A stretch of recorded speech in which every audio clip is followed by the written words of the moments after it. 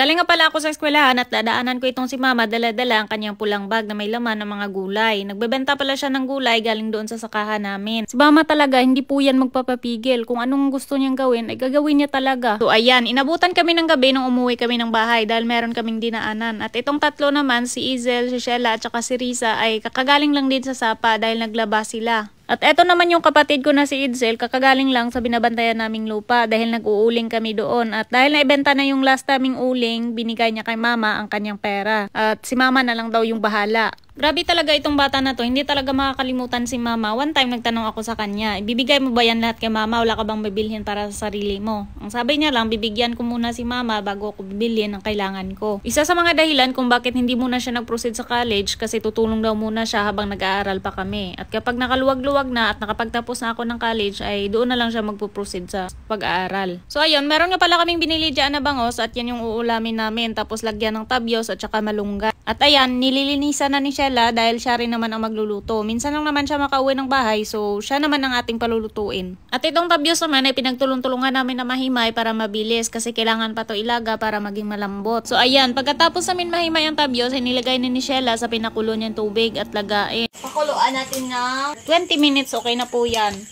So pasensya na kayo sa aming kaldero kasi hindi talaga yan ni mama itatapon. Lutuan pa daw. Sayang daw. Wala. Luto na. Pwede na.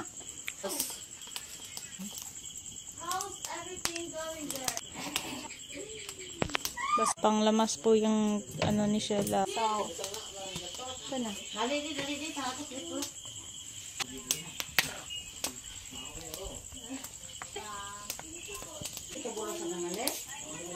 So ayan, dahil nailagay na lahat at naluto na rin, so tinimpla na ni Shella kung okay na ba yung lasa niya. At pagkatapos ay kinuha niya na at ihahain na rin para makakain na kami. So birthday nga pala ni Risa last week pa, kaya nga lang hindi kami nakauwi ng bahay kasi meron kaming mga pasok. At dahil weekend days na, so umuwi kami ng bahay. Kaso nga lang wala kaming panghanda, pero okay lang, ang importante ay malusog at wala lang sakit, okay na po yan. Bumili lang kami dyan ng drinks, Royal at saka Sprite, tapos ito kanin namin na mais, tapos ayan, bangus na merong tabyos at saka malunggay. Yun lang yun. Tapos ayan, meron kaming pa number balloon at saka lights. Yun lang. So ayan lang yung simpleng celebration namin para sa birthday ni Risa. So ayan, meron ding parigalo si kuya niya Lester para sa kanya.